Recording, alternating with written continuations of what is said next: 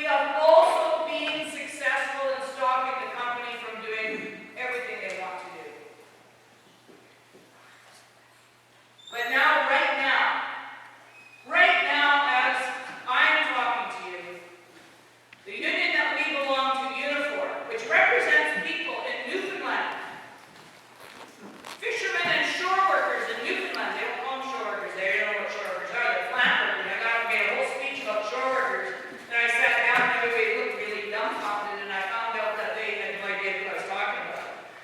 But they, our union, Unifor, right now is pulling together top people to assist us in going to Ottawa to talk about what to do with Canadian fish.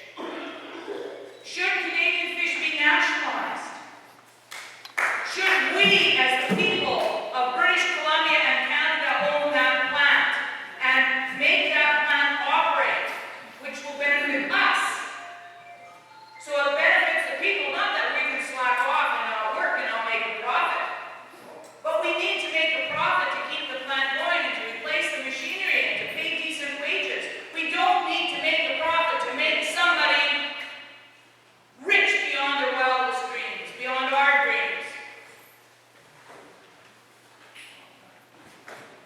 We're going to Ottawa, and I think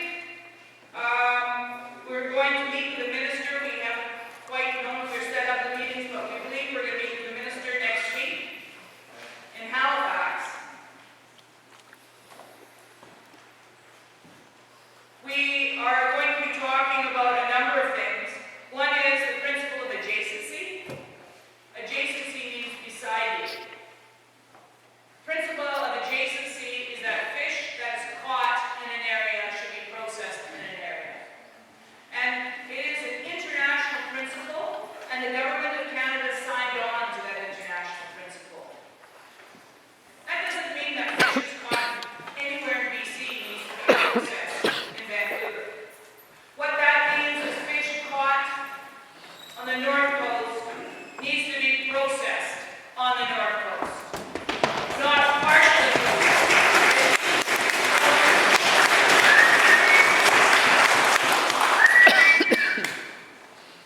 And we're saying that Canadian fish is a monopoly.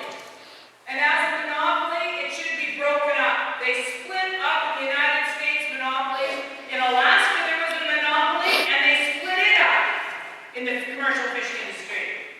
We have a monopoly on this coast. Canadian fish, through its ownership of seine licenses and control of seine and gillnet licenses, controls 70%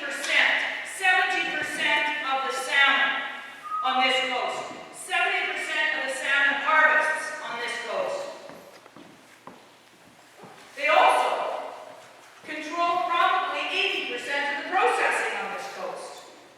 Because they process, we do custom processing.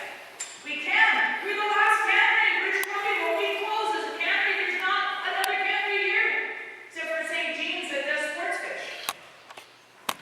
We're the only cannery left in British Columbia. It's a disgrace that they close us down. It's a monopoly decision. And we should not have monopolies that control the interests of your lives. The interests of your lives, the interests of our communities are more important than the interests of individual investors. Our lives are more important.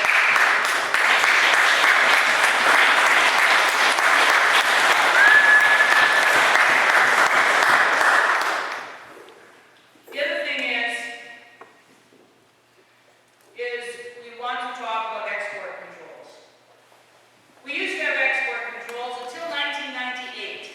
1998, if you guys remember, was a year of GATT. We lost our export controls under the GATT, which is General Agreement on Tariff and Trade. And we had buttons made then, if you guys remember them. It said, our fish, our community. Our country, our fish, our community. We have them in different languages. These aren't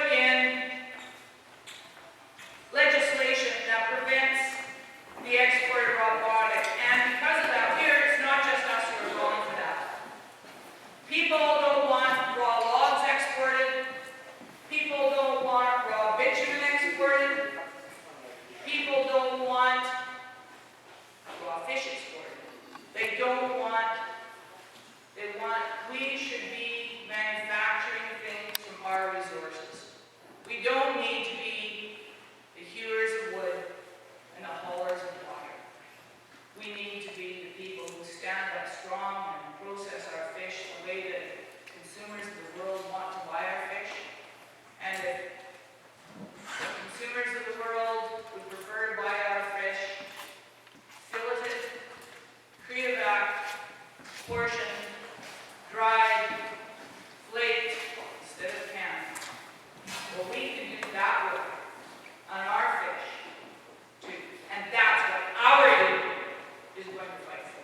Thank you.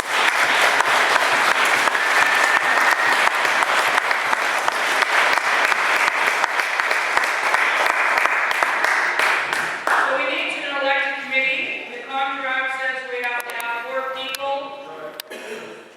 Well, before, I just want to say this.